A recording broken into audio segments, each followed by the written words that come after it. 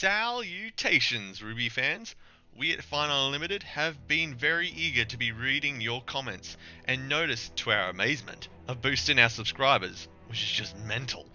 First of all, we just want to give a shout out to Jake of the One Man Band for giving our theory some play in the RWBY community, and acknowledge that a lot of you discovered us through him, so we just really appreciate the accolades he gave. But no rating. We felt left out, in the cold. But I digress. A lot of good thoughts have been said on Jake's video and here on this channel as well, and a few of them caught our attention that helped clarify our theory and just provoke more thought as a whole. But first of all, I just want to say that one of the things that we thought in reviewing of our own theory, that we sort of just don't like referring to the goddess as, well, the goddess. I mean, it's just a bit of a mouthful. So just as an inspiration, we thought to look up ways that we can refer to her based on meanings of words in other languages. One of our favorites at the moment is De Rosa, which is a loose Latin translation of the words God and Rose. So let us know if you like that or maybe have better suggestions, but right now I'm going to be referring to the goddess as De Rosa as an easier way of doing so. Also, we wanted to respond to Jake's video's claim regarding that, Grimm could be a god in your interpretation, or a demon, or a scientist, but we, just like Jake, debunk the idea that Grimm is a scientist for obvious reasons. You've heard our scenario from our theory video, that it just really doesn't fit. But we also debunk the idea that Grimm could be a demon.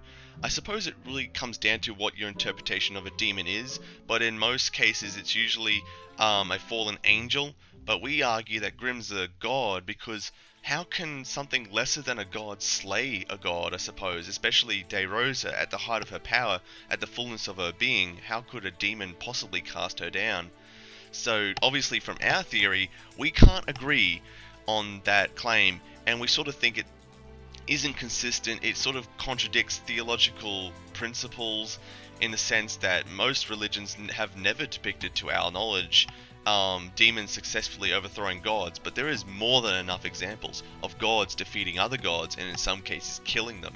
So this is why we continue to argue and maintain that Grimm, if he exists in this show, has to be a god, even if he is a fallen one, and that has some basis in old mythology as well, as we have outlined in our theory.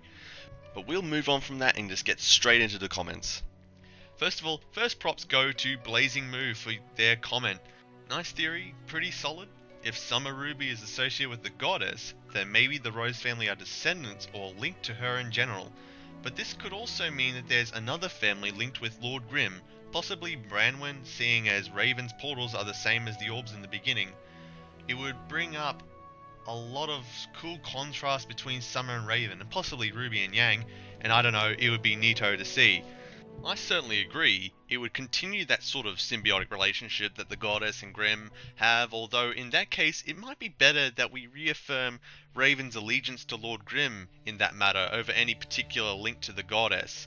This is partly also because we can't see Raven as having any link quite as strong as carrying the goddess's soul that Summer and Ruby do, at least in our theory. But you bring up an interesting point that Noah McCullum mentions in his comment. Thanks to Noah for his comment. I wonder if Raven has some Grimm power. When she opens that portal opening on the train, it had the same colouring as that orb in the intro. Maybe Crow covered her face in episode 4 because she has turned to the dark side. This isn't the first we've noticed of this particular effect either, something we are going to delve into deeper in our upcoming videos. But yes, the power appears to share the same origin, doesn't it? Raven's portal power may be a power granted by Lord Grimm for his agents. Lord Grimm would need human agents with ease of travel in order to truly hunt the Rose family. Creatures are way too easy to spot, but his agents who are human? Well, that put you on your toes. Now, one particular point has been raised with us about Lord Grimm repeatedly. Gender. This is a point that we responded to as part of a bigger comment because it seems to be popping up consistently when we discuss this theory. Blairam says on Jake's video, I have something to add to what you said, Jake.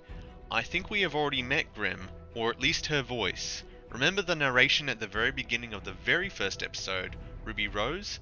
The narrator, voice actor Jennifer Taylor, voice of Cortana in Hot Halo, talks about the origins or remnant, Dust Man, and the creatures of Grimm. This is all well and good and nothing to get excited over, but then she says there will be no victory in strength, to which Ozpin replies perhaps victory is in the simpler things that you have long forgotten. Of course, first of all, Ozpin replied to the narrator and used a pronoun to refer to her. Either he is Deadpool and this is some kind of wall break, or the narrator is a character. If this person is a character, then that means they are no friend to humanity. Even the most brilliant lights eventually flicker and die, and when they are gone, darkness will return. And based on the narration and Ozpin's reply, this character has been around for a very, very long time. Bottom line, Lord Grimm was the first person we met in the entire series, and we had no idea. We love that your thinking and such an idea is mind-blowing. We had thought that Jen Taylor's voice is not only for the narrator, but potentially for an in-universe character. As Robot says, maybe Summer Rose, which we think is a brilliant idea. But in one case, someone argued to us that Lord Grimm could not be a thing in RWBY, or even if he was, he had to be female because Monty had at one point said that the main antagonist was female. Firstly, I do want to say that this doesn't necessarily disprove Grimm appearing as male on the premise that Monty wouldn't have spoiled that Cinder wasn't the overall villain so early in the story. I just don't think as a writer you'd want to do that. Saying that kinda steals Cinder's thunder. 2, one of the reasons we depicted Grimm as male was we felt that if RWBY was carrying the goddess's soul, then we thought it'd be better if she could in many ways resemble the goddess, De Rosa, and depict her in contrast to Grimm, who we imagine appearing in some humanoid form in some future event. Considering we argue there's 2 gods, we felt symbolically there should be one of each gender. But thirdly, and most importantly, I don't think we can ascribe gender to gods. They don't need gender like humans do for diverse identity and reproduction. Grimm could easily be depicted either way depending on how Rooster Teeth wants it to be. But for us, we'll just refer to Lord Grimm as him until we are proven wrong, but we aren't overly worried about how you refer to him, or her, as the case may be. But it's just something I wanted to tackle pretty early on, just in case, sort of steals too much attention away from the actual theory. One comment, however, deserves clarification by Tonya Greenbane Powers, which says, in response to Jake One Man Band's comment, to the ending statement, he said, "What if Autumn is the goddess? Cinder's already proving to be a good guy, just with a suspicious intent, only time will tell." We do want to clarify that I had never said Autumn was the goddess, although what I did say wasn't entirely clear either. I have rectified this in a annotation.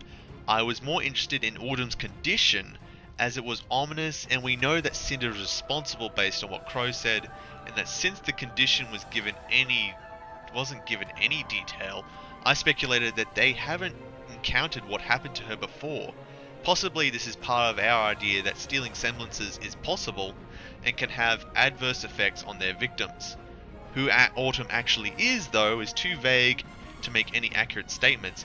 However, with the release of the most recent episode of Episode 5, we will be covering some preliminary speculations very soon in our review. Anyway, onwards to Far ASAP's comment. Just to remind you, you spell Ultron wrong. It's not Ultron.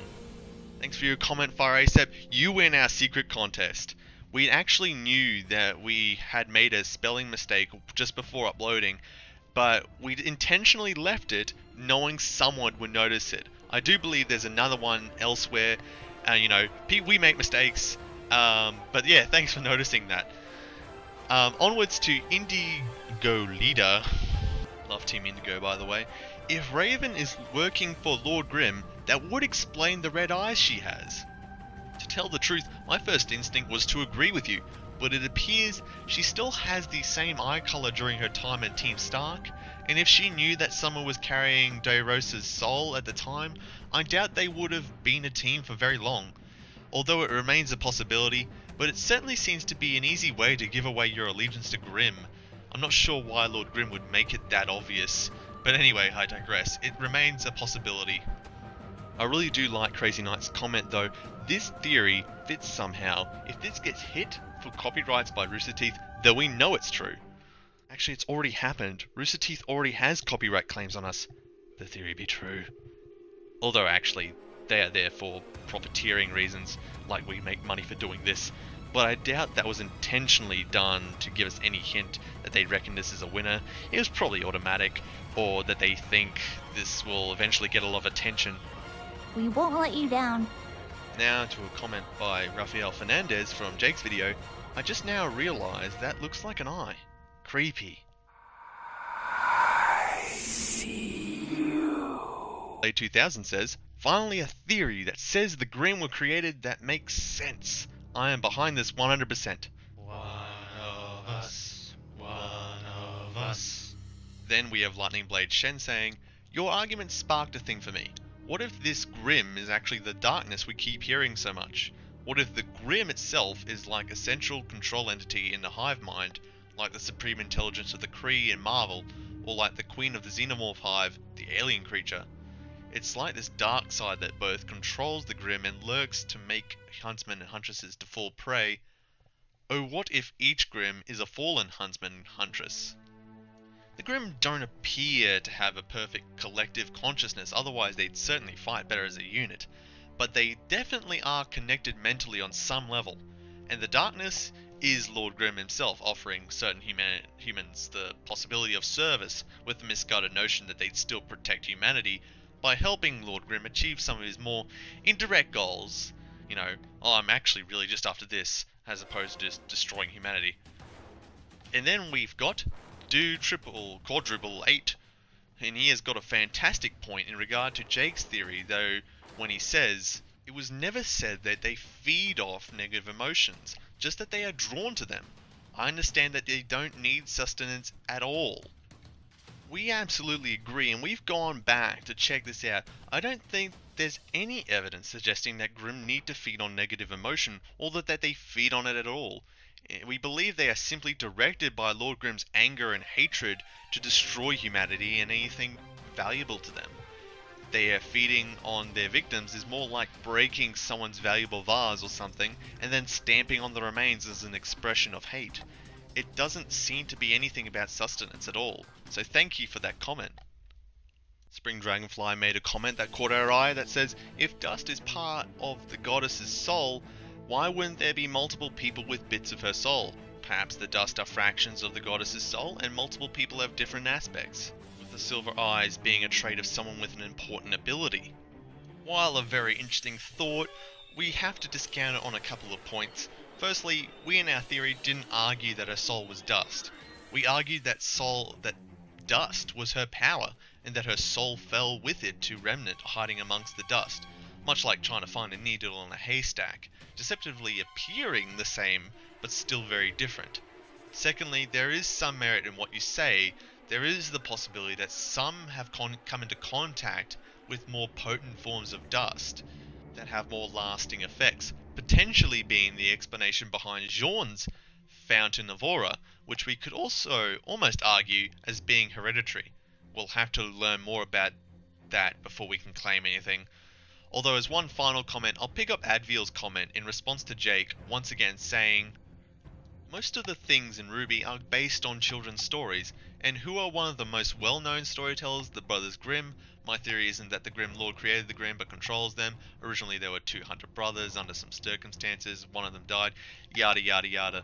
Really, our response to that is based on like a common thread that's coming across from some critics around these theories is, well, you have to look at this or that in order to truly understand RWBY's plot, can be a bit misleading.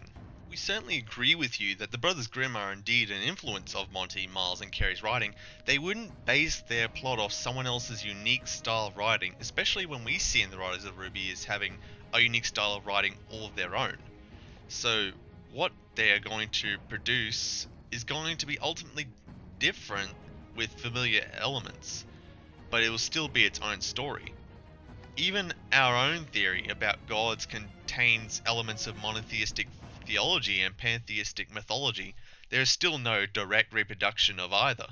For example, Penny, albeit named after Inspector Gadget's niece, and many of us quickly concluded from this that she was a robot, and that has turned out to be true, that still doesn't mean her story will follow her inspiration directly. But elements will shine through, and we can use things like Brothers Grimm and see whether the series has shown any hints that match up and that can give us a guide for the future. But after all, in order for the big reveal of the truth of RWBY's story to make sense, they have to lay the groundwork now. There are hints and evidence out there right now. If there isn't much, or any at all, then maybe it's not likely to turn out the way you think it is. So that's it for the update video for now. Thank you all to you who commented, liked, and most importantly watched our theory. We are so ecstatic to see how many of you as eager as we are about this theory, and we do want to keep doing this, and we will continue to make videos covering things that help our theory or clarify our theory. As part of our upcoming schedule, we are going to be working on a video about the significances of the original trailers of the series, and most importantly, the importance of the red trailer itself and the unstated spoilers it may contain. And we will be following it up with a review of the most recent episode, episode 5, which had a lot more content and potential spoilers for the future in it. So we'll be doing a collaborative podcast on that very soon to cover that, and following that we will be working on some project videos regarding the factions of Remnant and what their intentions are and how they intend to carry that out, especially focusing on Ironwood and Atlas first of all. So please subscribe, it's not a waste of time, we're not going to ditch this theory just yet, so stay with us and keep this theory boat afloat.